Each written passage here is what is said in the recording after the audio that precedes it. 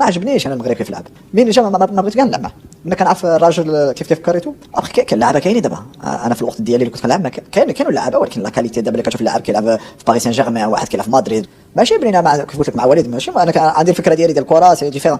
ولكن ولا انت المغرب درتي دوميشن كوب دي موند ما تقدرش تعطي الكره للاخرين وتعاين تلعب معاه انت مع تنزاني ولا ما نعرف شنو، تخلي له الكره وانت كتعاين دير الكونتر اتاك. ومع اللعابه اللي عندك لعابه اللي كلشي كوالي الكره ديال جديده خصك تبريسي.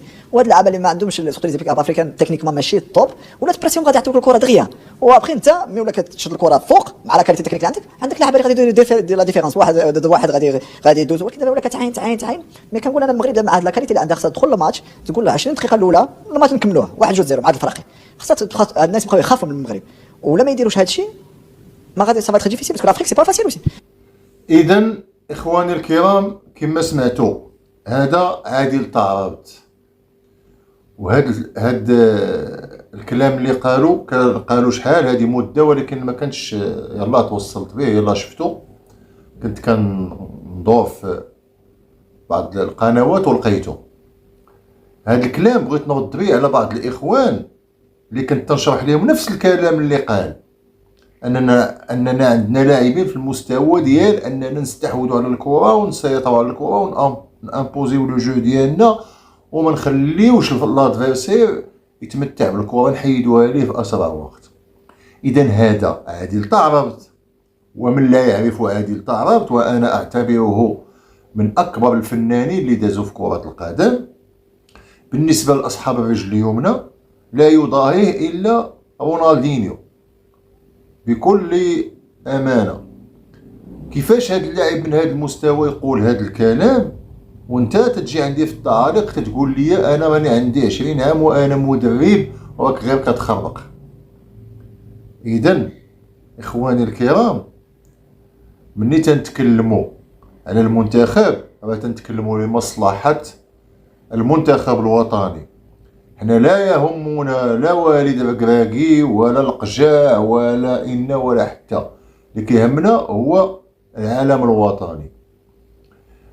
المنتخب الوطني راه كان تيلعب في ايام الاستعمار، كان تيلعب في الربعينات والخمسينات والستينات والسبعينات والثمانينات والتسعينات الى اليوم، ودائما كانوا عنده نجوم ودائما كيتغيروا المدربين ولا احد يدوم في مكانه. اذا الله يجازيكم بخير. الا حنا انتقدنا والد الركراكي ما انتقدناش والد الركراكي لشخصيه ولا عندنا اهداف، حنا تنقولوا لكم حاليا غنكرر لكم مع والد الركراكي ليست هناك افاق. انتهى والد الركراكي، انتهى دوره، يعني كأن واحد الانسان كان تيبريباري البكالوريا وواحد النهار ويتبلوكا كيمشي يريح كيرتاح واحد المده، السيد بلوكا ما بقاش عنده ما يضيف، لان الطريقه اللي كان تيلعب بها ما تتناسبش هاد اللاعبين كتناسبهم الكره في رجليهم، خصك تخليهم هما يلعبوا الكره.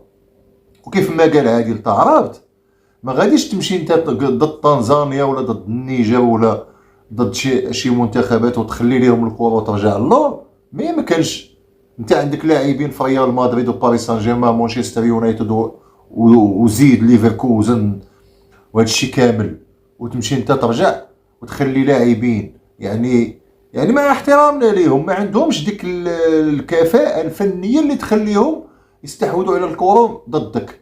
يعني الا مشيتي ليهم غتاخذها من عندهم وغتقضي الغرض، وكيف قال عادل طعرابط 20 دقيقة خصك تكون نهيتي المباراة بهدفين.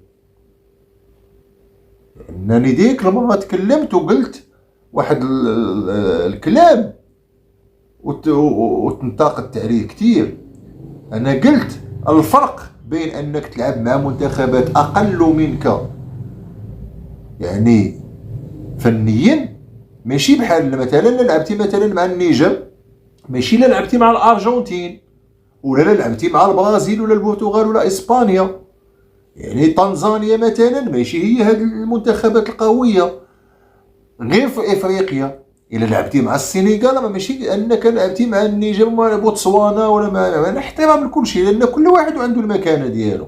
لهذا الله يجازيكم بخير حنا مع المنتخب الوطني، واللي كيستحق المنتخب الوطني هو انه يسيطر على المباراه، يستحوذ على الكره ويقضي الغرض في الشوط الاول. تحياتي لكم.